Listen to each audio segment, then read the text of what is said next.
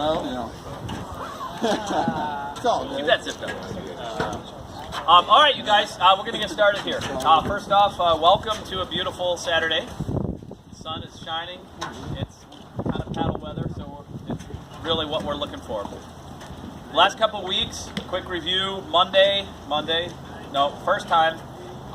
The first week we worked on focused attack. We talked about really keeping that ball to one side of the court or the middle until we created a partner out of position and then going after them to the side screen, which gives us time to morph over to shift to get in position. So we worked on that the first week.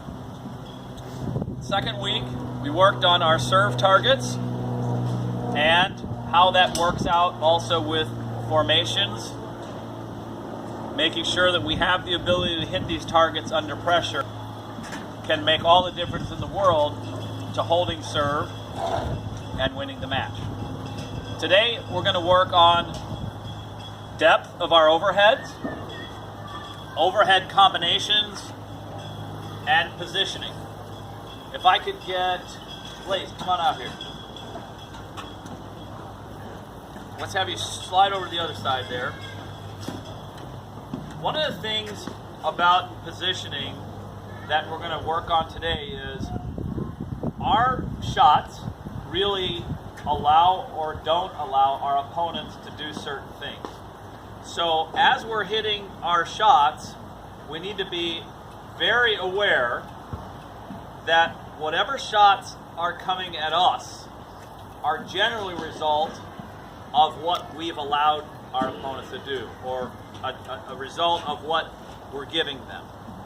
So if we have you guys move away just a little bit, and yes, Aaron?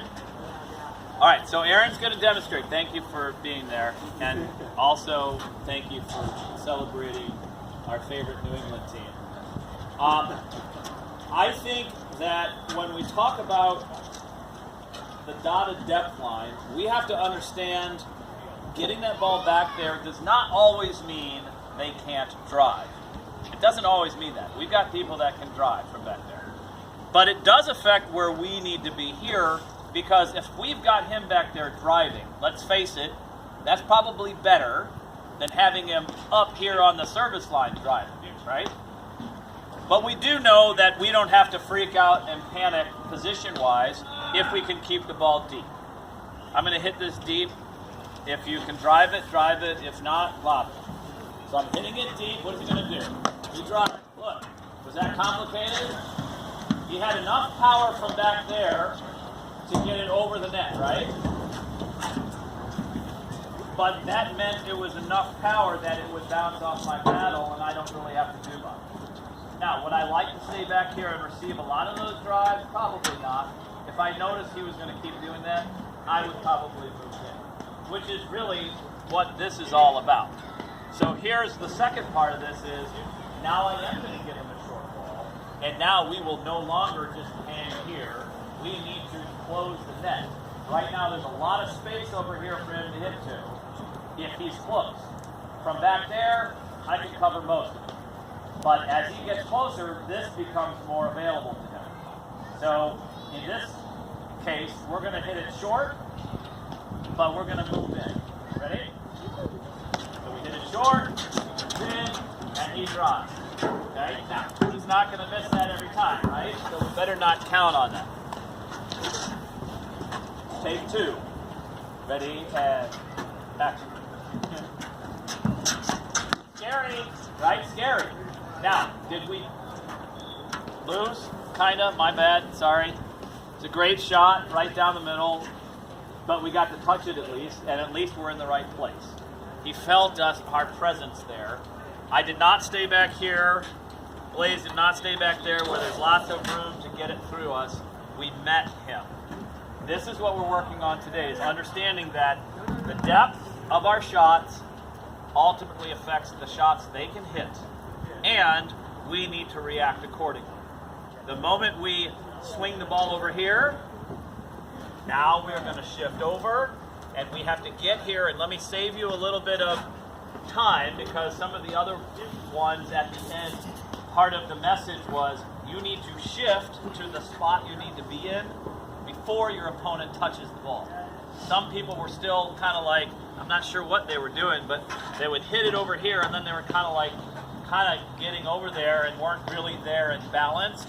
We need to get balanced before they hit. In fact, I would rather you be out of position and balanced than frantically trying to get into position flying around the court. It's not organized, you know. We need to get organized and disciplined. So we're going to work depth of our overheads. Mix up your overheads. Don't do the same overhead over and over again.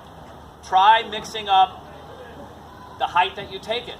Try getting it down here sometimes. And that means that you'll need to move back to let it get down low.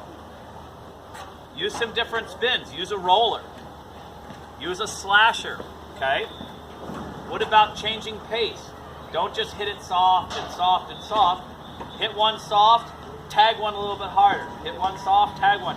It doesn't have to be an exact pattern, but try to mix it up so that you're giving them something different to look at. The players we're playing against now are good enough that they can handle it when you're doing the same thing. They figure it out. So we got to mix it up a little bit.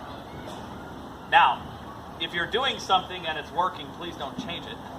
You know, if it's working. But if they start figuring it out, that's when you have to start mixing it up. So, we're going to go to our courts. We're going to work on depth on our overheads. Baseliners, one last thing. Make sure if you hit a good lob or they hit it short, pay attention. When that ball's short, we have to drive it. And when you hit a good lob, step up to the line to look for the drive. Screen drives, still warm enough that it's going to jump out. So screen drives, look for those as well. Don't play this like, oh, I just need to be friendly so they can work on their overheads. Play it like you would play a match. Be aggressive. Any questions? All right, let's get with somebody.